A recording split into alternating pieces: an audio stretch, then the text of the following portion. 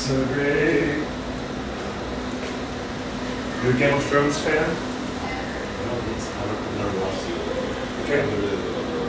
Not a Game of Thrones fan?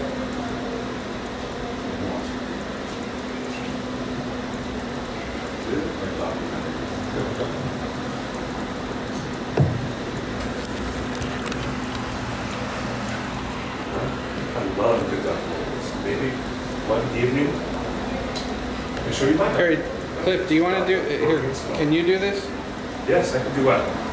Can you hold the camera, Soda? Can you hold the camera? Can I hold the camera? Yes. Yes, I can hold the camera. We also have a cameraman here. Very competent cameraman. So hold that. Yeah, I'm about to tweet to the world. And then hold this. And then come in here. Oh, I see the trick we're doing. Okay. Stay there. Keep smiling. Watch this happen. All right. Okay, I'm at the end of this. I'm at the end.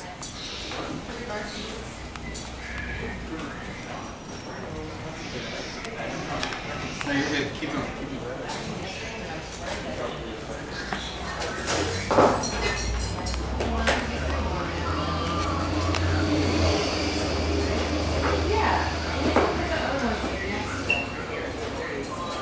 Cool. Great.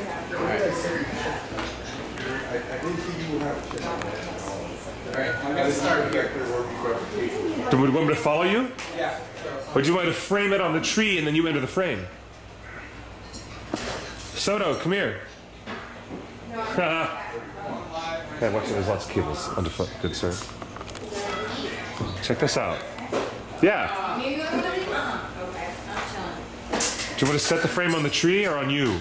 That is a tree, if I've ever seen one. Yeah, hello there. Hello. Hello Hi. there. Hi, everybody. That is the Weirwood tree here in Scum and Villainy. I'm still at Scum and Villainy. Chelsea's got the day off. Hannah's in a different country. And Cliff's always in a different country in his head. So we're here at Scum and Villainy, and it is now a Game of Thrones bar. It is pop-up. Look at the beautiful, beautiful colors. Cliff, you gotta pan the camera around. Look at all this wonderful stuff going on. There's the Weirwood tree. We've got actual stained glass.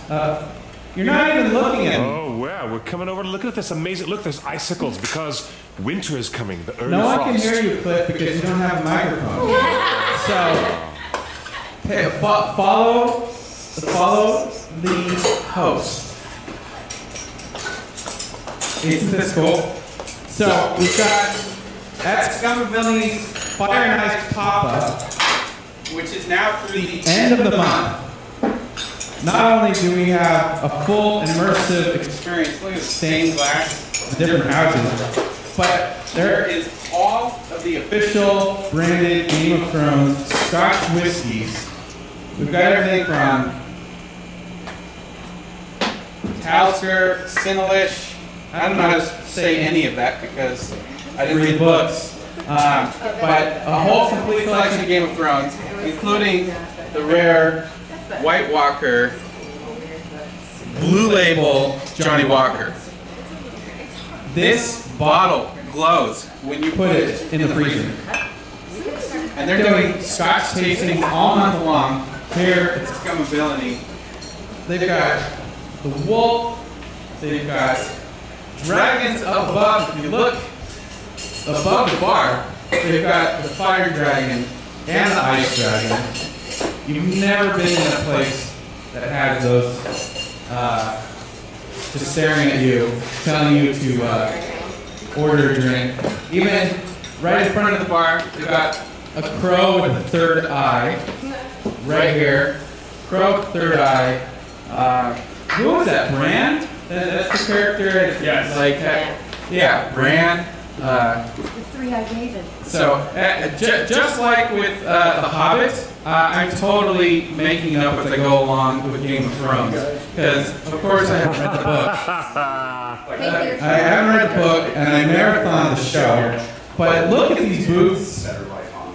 All the booths are blue. This is actual fur. They've got fur backing on all booths. Night Live. This place is looking amazing. They've got banners hanging above your head, but as soon as you walk in, you see the crow, you see the amazing tree, The weirwood tree. the weirwood tree, who's bleeding out of his eyes. Thank you. We've got Hold the door. Hold the door. this This is where you hold the door. This isn't the door to hold, is it? Yes, that is the door to hold. I thought it was a bigger door than this. That's the hold the door. Hold door. This is the door to hold. It is the door to be held. So no one can hear you, Cliff. Give me the microphone. Bloody hell. And then we've got a map of Westeros Give me the bloody hell. right here. Give me And the above the microphone. map of Westeros, Yes. we've got Dragon eggs. So in some capacity, this whole place is a prequel to Game of Thrones. Maybe this is the first viral marketing stunt of the prequel spin-off series from HBO. We don't know. This is all alleged rumors. But this looks official. It looks as official as you get, but it's not official because it's all fan-made. These are all made by professional cosplayers and fan set designers and everything like that. It's amazing. So, Cliff, if the camera It's can follow amazing. me into the very entrance. It's amazing. I'm telling you guys. It's amazing. Watch this. Are you ready for this? Come on. Y'all ready for this? We are taking our rightful seat on the Iron Throne. So today's episode of Torn Tuesday is coming to you live from The Iron Throne at Scum and Villainy. It's here all month long. You guys should totally be here. Make an effort. It's open at 6 p.m. every night of the week. There was a 2-hour line outside every night to get in. So, but if you just say that you know the OneWing.net and you watch our podcast, they'll let you in and you'll have a good time. So I've got my chat room right here. I'm on the Iron Throne. I've got some flame. Camera guy, if you can get your arm, if your arm gets tired, you can just kind of put the camera down on the table. No. But You got it? we Keep that frame. are going to do the show That shot. from the Iron Throne. Keep that shot. So Are you? this is going to be. What's up? Whose throne is this? Whose throne is this? I've got the throne. You think this is your throne? Yeah. No, my You think this is your throne? My throne. My throne. My throne. Give me that. Give me that. No, Wait. you canceled. You called in sick. I did not. You called in sick an hour ago. So this is No, my give me my that show. My show. Let's let the fans decide. So What? watch in the chat room. I right now. challenge. You challenge? I challenge for the Iron Throne. Challenge. I challenge. I have to accept your challenge, and I don't. No, you said challenge. No. Yeah, tell me. Give me the mic. If I give him the mic, I will never get it back. So, I'm glad you guys are with us on Torn Tuesday, your weekly dose of all things Hobbit and Lord of the Rings. It is an exciting time to be a Tolkien fan. We're just about a month away for the release of the Tolkien film starring Nicholas Hoult. And we're about to enter production on the Lord of the Rings TV series, 5 seasons of everything. And Cliff is mugging for camera, even though he does this show every single week. Like this is my show today. You abdicated the throne. You abdicated the throne. Do we need to go boar hunting right now? No. Tell me, and I will tell the people. Come here. No. Tell me, and I will tell the people. You need know what you need to do? Okay? You want to take this to the streets? He I need you wants to fight. Tell him to give me the microphone. You guys tell him. No, everyone in the chat room is completely content here. So if you would like to, when we open up for commentary later in the show, I will pass the mic. No. This is my show today. No. You can sit in the audience like I normally do.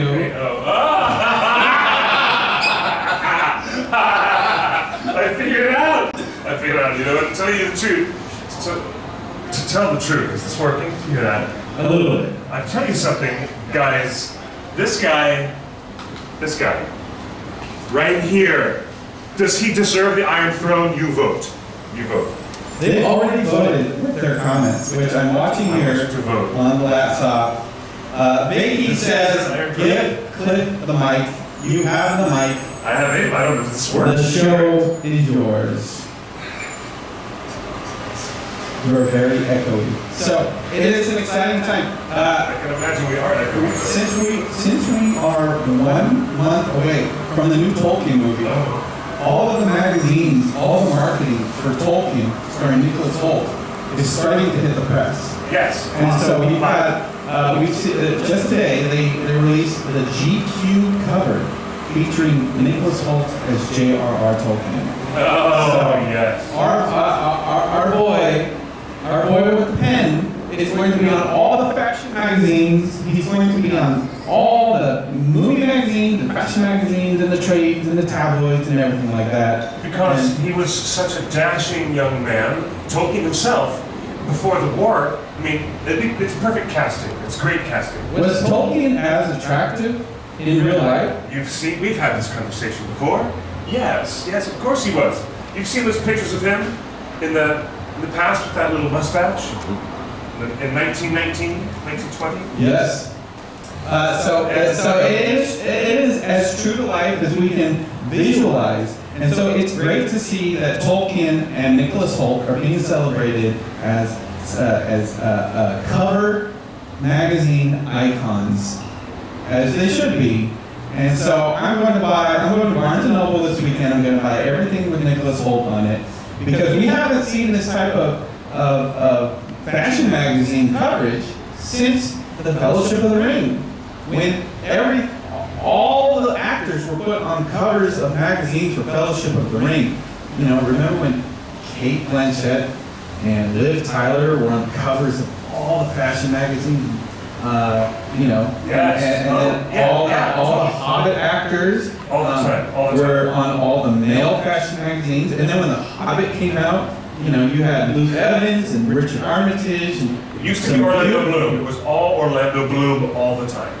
During Return of the King and during the first Hobbit. Then it became Viggo Mortensen after Orlando Bloom had his time. Yes.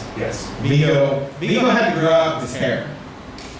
Okay. Yeah, we actually had this conversation about Lord of the Rings had some of the best wigs of any movie ever, but because Viggo Mortensen was late casting, in fact he was replacement casting as Aragorn, his hair hadn't grown out. That's true. So the first few shots that Aragorn is in, it's an obvious wig, and it's a terrible wig. And the fans will agree. But by the time halfway through filming, when we get to the era of the Two Towers, that's it. Viggo Mortensen has a mighty mane. Really? That he stopped wearing the wig? He stopped wearing the wig. Mortensen is a specimen to look at in the Two Towers. So it's great to see that we're continuing the fashion trends of Lord of the Rings and Hobbit with this Tolkien movie. And I'm so excited that Nicholas Hoult and the studio behind it, Fox Searchlight, is putting Nicholas Hoult on all the covers. And I hope he goes on Ellen. I hope he goes on all of the talk shows, you know, to talk about what it's like to play Tolkien. He'll definitely do that. I'm thrilled to see him on the cover of GQ. That sounds amazing, but I also like the resurgence of interest in that era of 1910s fashion and 1920s. I like that stuff that we see from the World War I era, and you know, it's embodied in Wonder Woman, and it's all over the Tolkien movie. It's really cool, and it's very interesting to see. But how about that fun little drop that Tolkien movie tweeted when they said today, what's the one word you've always mispronounced as a Tolkien fan? And you're like, wait a minute, I've been pronouncing this wrong the whole time. And they asked because Professor Tolkien, before he was a professor, he was just a boy who arrived at school at St. Edward's, right? And he had to correct his teacher who was mispronouncing his Germanic last name. And it looks like the movie covers this. There's been a lot of conversation online if this movie will gloss over some of the more dramatic things in childhood that Tolkien went through. And it looks like from the clips we've seen on social media and some of the trailers that it looks like the movie will address some of these, you know, the name pronunciations and his Catholicism and entry into devout Christianity. One of my favorite things about the movie is that his closest friends refer to him by his familiar nickname, Tollers. Tollers. Tollers. Tollers. It was a Tollers for Tolkien. There was a post last week from the BBC archives where they were trying to make light of an old interview they did with Tolkien, and they said, here's an early interview with Tolkien, John to his friends. No one called him John. His wife didn't call him John. They called him Ronald. They call him Ronald. Yeah. Or Tollers. His wife called him John Ronald on the odd occasion. Right, when she was mad. But no one called him John. There's always something when, So BBC, come on, you can do better. It's great to see everybody in the chat room. Hi guys, welcome to the live show. Good to see you, welcome. Jean Bourgeois. Oh, the Jen, that's Jen. Jen? Jen Bourgeois. And thank you to our cameraman, Soto. He's usually in front of the camera, but now he's get to be behind it for once. Thank you, sir. So I got requests when people heard that this was going to be Game of Thrones pop-up. We got requests that we have to do the show on the throne. So I'm fulfilling personal requests, and I'm not giving up the throne. So they can stand uncomfortably the whole show. As is the major tenet of Game of Thrones as a world, it is the competition for the throne, and that's their hashtag. Their hashtag is For the Throne. And it's season 8, is it not, of the show. And in this world of Westeros, only one person can sit on that throne. And I've already offered this is true because there is only room for one on this throne. You know, if you look at it, I'm a Baratheon, and I have the right. I'm a Baratheon. You are nowhere near Baratheon. You Lannisters are usurpers. I'm not a Lannister. You are usurpers to the throne. The Baratheons have the right. I'm like, guys, I'm with Stannis. I'm with Stannis Baratheon on this one. You know what? Let's put it to the chat room. What house would each of us be in? What house would each of us be in Game of Thrones? I'm putting it to the chat room. Yeah. What house would I be in? What house would I be in? I'm not a Lannister. You are always repaying your debts, so. I'm not a Lannister. And incurring new ones, and then paying them. You're very much a Lannister. Oh my God. Baratheon? I'm a Baratheon. I am. Really? Yeah, I have the right to the throne. No. I'm a Baratheon. What do you guys think? We're gonna let the guys in the chat tell us. You're a Greyjoy. You know what? I might be because I sow no land. I sow no land. Right. What's that phrase? The house phrase?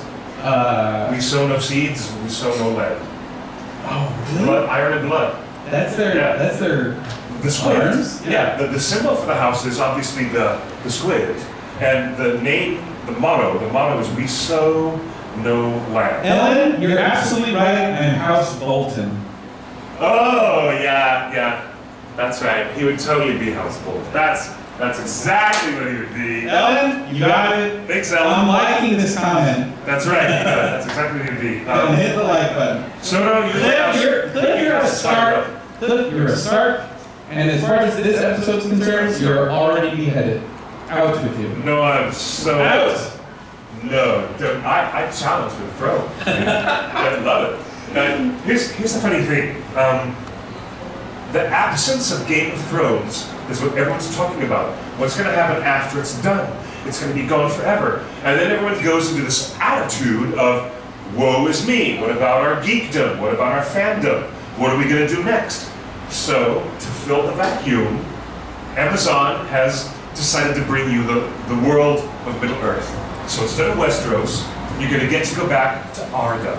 So that's really the main philosophy.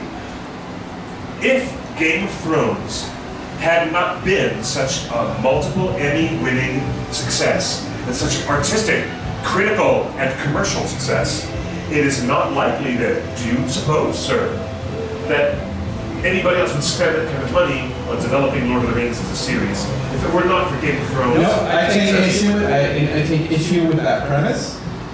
Tolkien and Lord of the Rings wrote the book on fantasy, created fantasy category, and even coined the term orc. But not adapted for television. Absolutely adapted for television. The Hobbit was a television show. It was a film. It was It was a telefilm. It was a film. Was it NBC? Yes, it was a telefilm. It was an NBC animated special But made for television. Not 10 hours of The programming. Return of the King It's not the was same. made for television. The format of Game of Thrones is 10 hours a year of television. It's not a 90-minute standalone We had movie. 6 episodes last time. Different. We're getting like 5 episodes this time. We're totally not getting 10 hours this season. We're getting Lord of the Rings because of the success of Game of Thrones. I don't think so. I'm not talking about the literary success. I'm talking about the television medium alone.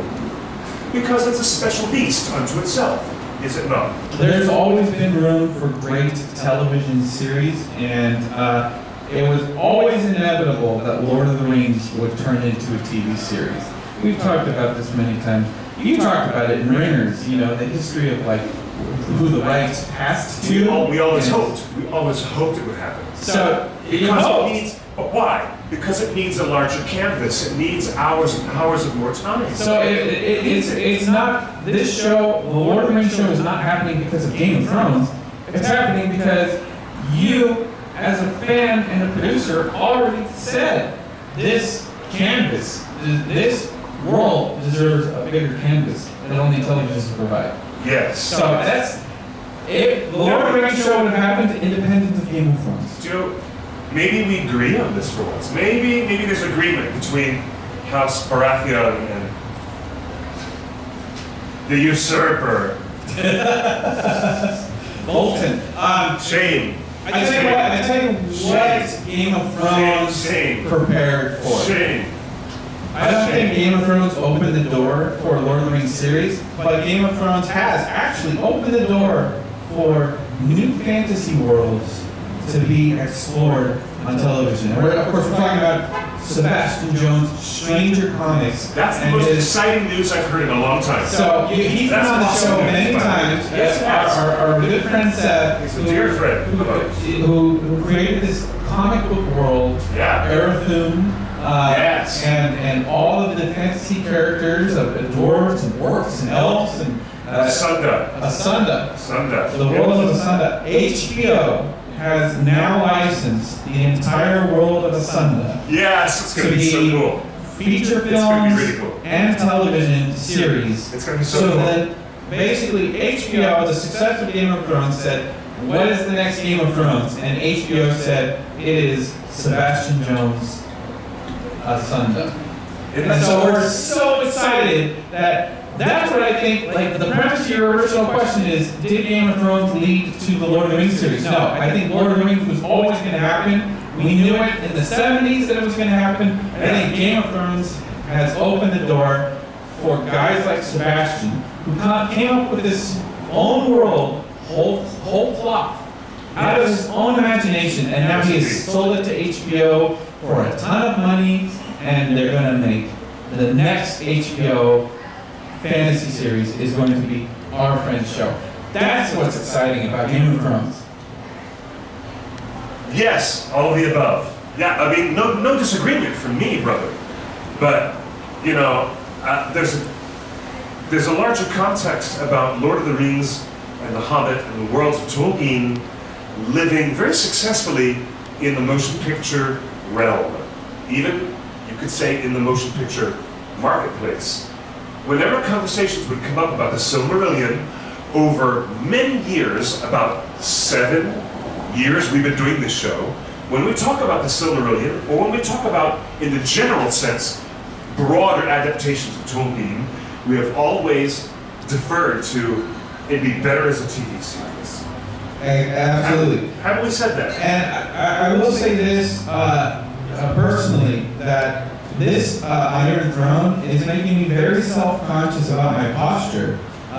You have to sit up and chest out and rub that. You gotta rub that Buddha for good luck. Chin up, chest out. Yeah. Like this like, you cannot sit like you would in front of a computer chair. Like a lot of people are just in front of their computer like this. Actually, No, this requires you to be. You seem to be very hobbity comfortable in your throne. I'm very comfortable But in my it's supposed to be rightful the place. most uncomfortable chair in Westeros. It's the single most uncomfortable thing in the world. I'm sitting on the blood of my enemies. Why wouldn't it be comfortable? It's the bueno. It's very well. I appreciate everybody in the chat room. I do too. You guys, did they ultimately decide that I get a chance? Do I deserve No. a chance at the Iron Throne? No, You guys? What do you say? We gave you the mic. You're What do you say? the hand of the king now because you got your own mic. I'll And that's all you get. I'll be the hand of the king for a while, but then No. something terrible is bound to happen. Does the hand of the king? Something terrible. I'll just take your place for a little while. Does the hand of the king deserve to be the next in line to the throne? No, only temporarily until the family sorts out their business. So, does Tyrion Lannister assume the throne at any time in this upcoming season? Daenerys told him to. Yes, of course. She trusts him. But will he? Daenerys left everything for Tyrion to manage and administrate. Well, So do you think, am I wrong in that? is your guess that Tyrion will be on the throne in this last season? But that's not the throne in the Red Keep. He's taking care of Daenerys' throne. Right, I'm talking about the Iron Throne. On the Dragon. The throne of all thrones. Will Tyrion assume his position on the Iron Throne? And get his sister, Cersei Lannister, out of the way? What's your Cersei? guess? No, I don't think if she won't budge because of the oncoming threat of the White Walkers, then she's not going to budge because of the oncoming threat of Tyrion. I don't think that's going to work out. Not for Tyrion. It's much more likely that something disastrous is going to happen to Cersei, but we don't know what yet. That's what we're going to find out in this final season. But I suspect a foreboding of bad things, very bad things indeed. For Cersei. For Cersei Lannister, yes. But I kind of want Tyrion to But get then up there. who is gonna do it? Isn't it gonna be Daenerys? Isn't it gonna be Daenerys who takes over? She's got the dragon. You want Daenerys on the throne? Actually, I want Bran. I would like to see the three-eyed raven, Bran, on the throne. To be quite honest. No, come on, man. We have a lot of opinions. The staff that disagrees with us here at Scum and Villainy. My theory on Bran is the Ice King, the Night King. Everybody's been talking about that for years. They've been talking about But that whole I theory. think that holds weight. I think Bran showed up just as the king was coming over the wall. I don't know about so that. I think the White Walkers win and Bran assumes the throne. But does he assume it as Bran or does he assume it as the Ice King? Why doesn't Bran just go back in time and stop the Night King from being made? After all, we saw how the Night King was made, and we saw that. We can't mess with timelines like He that. does. He's able to do that. Well, look, when you're in a universe like Star Trek, or like Game of Thrones, now, equally, you can expect people to cross the timeline, do it all the time now. Bran Stark can do that now.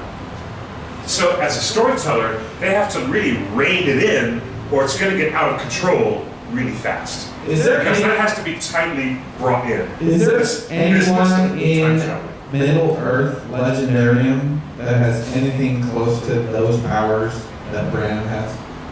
No, there's no time travel in Arda. Never. Not even with. That would be no. See, because What about the crazy guy that wasn't in the movies?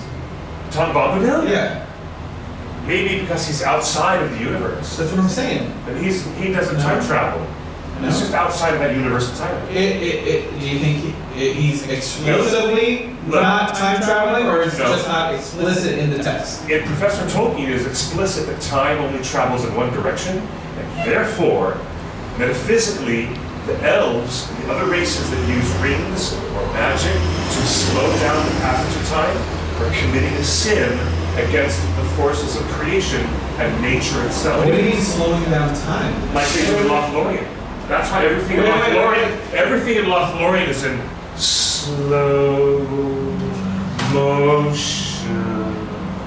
And the way they talk is in slow motion. You know why? Because as soon as the Fellowship shows up there, Peter Jackson increases the speed of the film. You'll notice it when you watch. Watch Fellowship of the Ring again. And notice how, and then here comes Craig Parker, as Haldir, and he introduces them all to Caras Galadhor, the heart of Elvendom on Earth. And she's using the power of the ring. Galadriel is using it to slow down the passage of time. Believe me, there's no time travel in Tolkien, because if he cheated and did that, now Tolkien did time travel, and C.S. Lewis obviously did time travel in other stories. But in Tolkien's world, that was a no-go. It was not going to happen, because it would destroy some of the strongest thematic material that the professor was trying to talk about, which is death and the pursuit of deathlessness. When you ask Tolkien what is the Lord of the Rings about, he says in one of his letters, it is about death and the pursuit of deathlessness. And the metaphysical sin that the elves are guilty of is not going back to Valinor. They're supposed to go back to Valinor, but they don't. And the ones that are lingering in Middle-earth are slowing down time. In Rivendell and in Lothlorien, they're slowing down. You can't jump time, but you can slow it down. Let's But you cannot jump time. Let's correct our assumptions in Game of Thrones. Seriously, Game of Thrones is a different set of rules in that universe, but for a very specific reason. But no, I think Bran can see into the past, but Bran cannot change the past. He did already. What do you think happened with Hodor? What do you think happened with Hodor? Refresh my memory, because I don't remember Bran affecting the past, please. Totally. What do you think happened with Hold the Door? Okay? Yeah, there was a Right, the whole big, thing? there was a big door. Because Bran, as the Three-Eyed Raven, was warging back in time to when Hodor was a kid.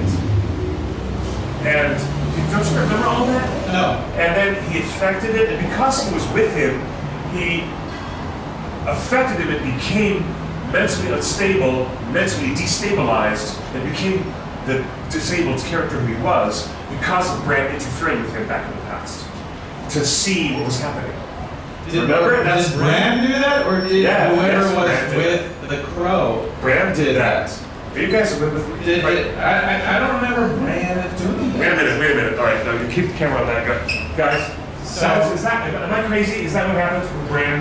Cliff, Back in time? you guys watching at home are not enough of an audience for Cliff. Like, this man is starved for attention. Like, he needs to keep walking back. Starved for Yeah. the attention? I get it, no You matter what I are do. I get in the this attention. show when you weren't supposed to be here that starved for attention. No, I just thought it would surprise you with a nice surprise. You make me blush. We got the only real equivalent to Bran Stark's powers in Middle-earth would be the elves' ability to see the future. So you're telling me that the elves can slow time, and the elves can see the future. In fact, Elrond tells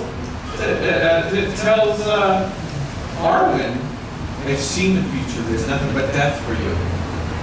So the elves, you're telling me the elves can slow time and they can see the future, and you're telling me that But they can't jump the timeline. They cannot jump into things to change the past, like they do on Game of Thrones or on Star Trek or on other science fiction. But they are changing things because Elrond has seen the future and there is a sun. Remember? And it's a big emotional He point. neglected to tell her the truth, the full truth. He only was telling her that he saw her death and what would happen to her, and that was also true.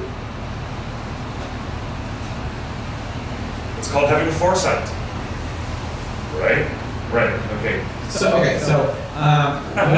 what else do you think will happen in this final season of Game of Thrones?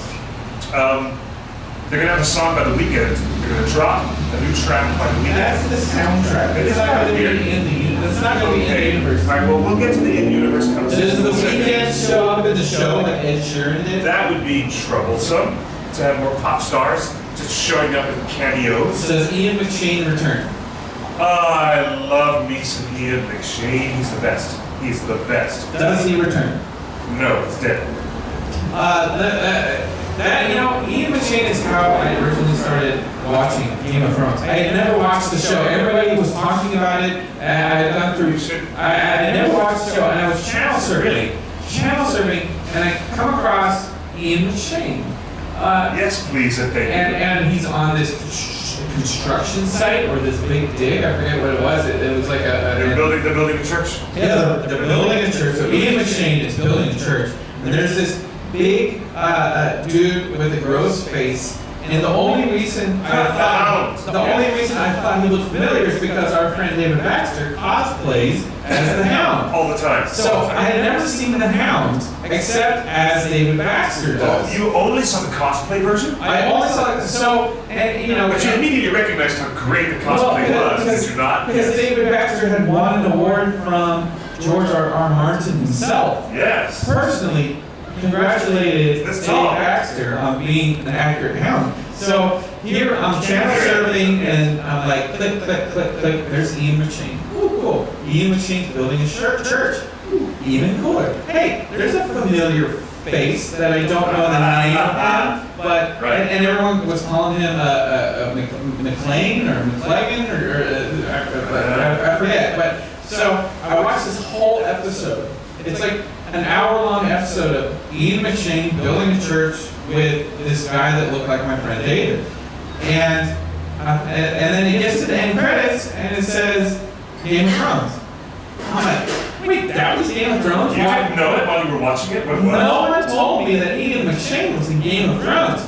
So I'm watching the show. Why am I surprised then? So I guess there was a marathon going on. So I kept it on HBO, and it rolled to the next episode, and the episode opens with Jonathan Pryce. And I'm thinking, Yes. wait, is it Yes. Jonathan Pryce is in Game of Thrones? Why doesn't anyone ever tell me this? Yeah. No one had ever told me. The High Sparrow. Right. Yes. So I'm channel surfing, and I stumble on Ian McShane, and then a guy that looks like David Baxter, and then the next episode is Jonathan Pryce. I'm like, wow, there's a lot of star power in this show. Some great actors. So those two episodes that are kind of like ancillary to the main storyline, right? They got you into it. Those are kind of like those two episodes are kind of individual little plot lines outside of the main narrative.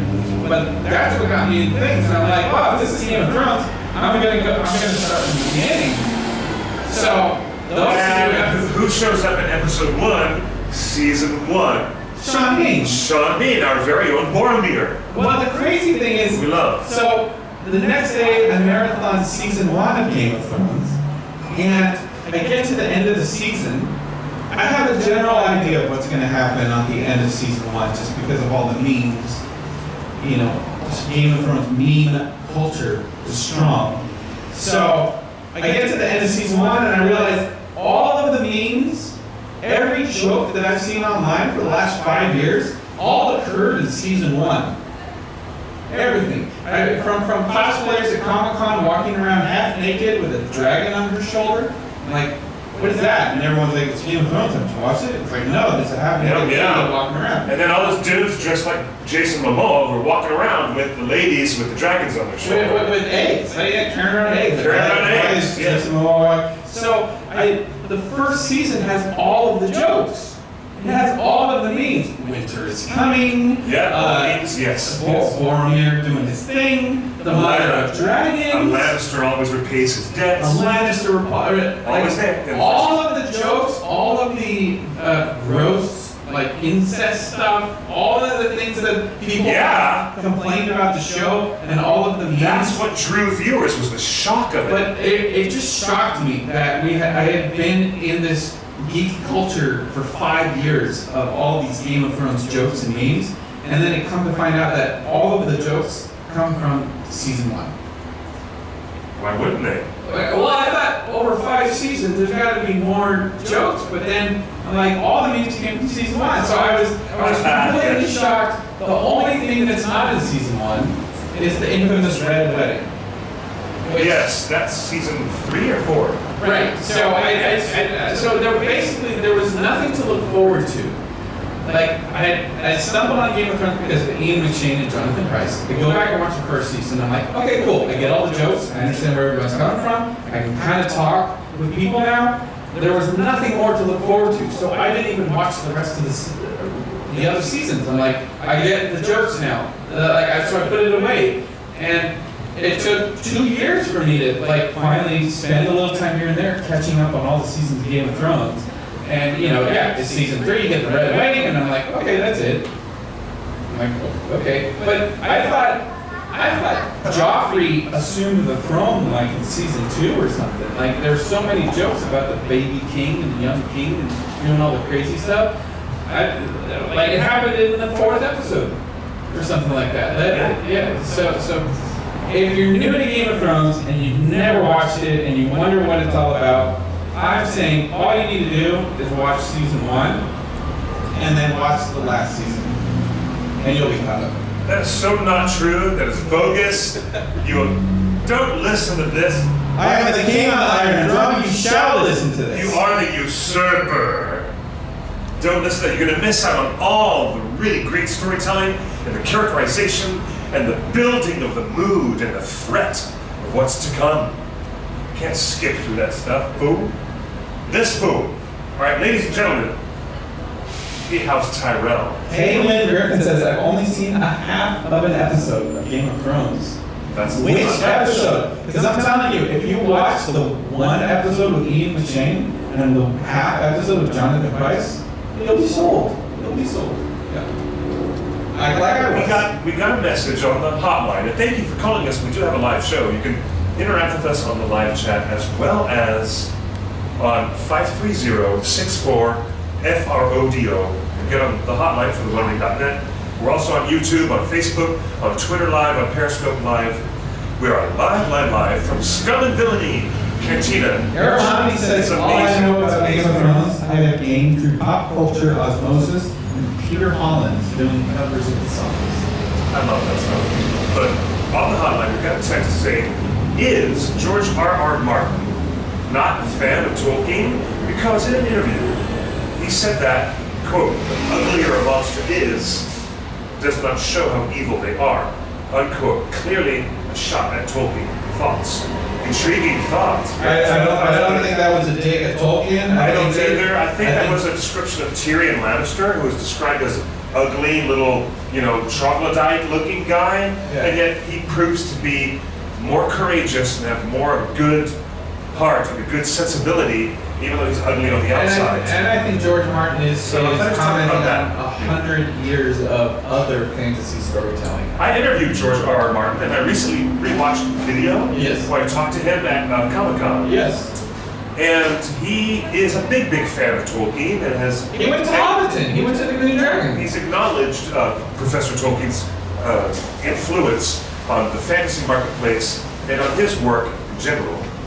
But you know what he said when asked about having RR as special initials in his name? The fans have always talked to him and asked him, were you doing it just because J.R.R. had the same initials in his name, Tolkien, and therefore you had to add George R.R.? Did you do that as well?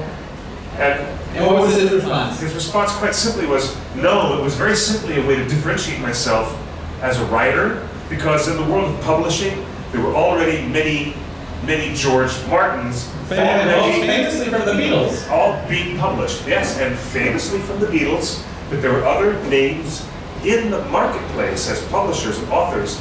So he said, instead of competing with all the other, 6 or 7 George Martins, or the one that everybody knows from Beatles history, he said, I just took my publisher's advice and we added in some initials just to brand myself a little differently. That's all it was. Well, however, it may or may not have been in the background of someone's mind. That's right. You better believe it. Hey, in the chat room, we've got Emiliano Martinez, who says, I was at Scum and Villainy this last Sunday celebrating my 47th birthday. How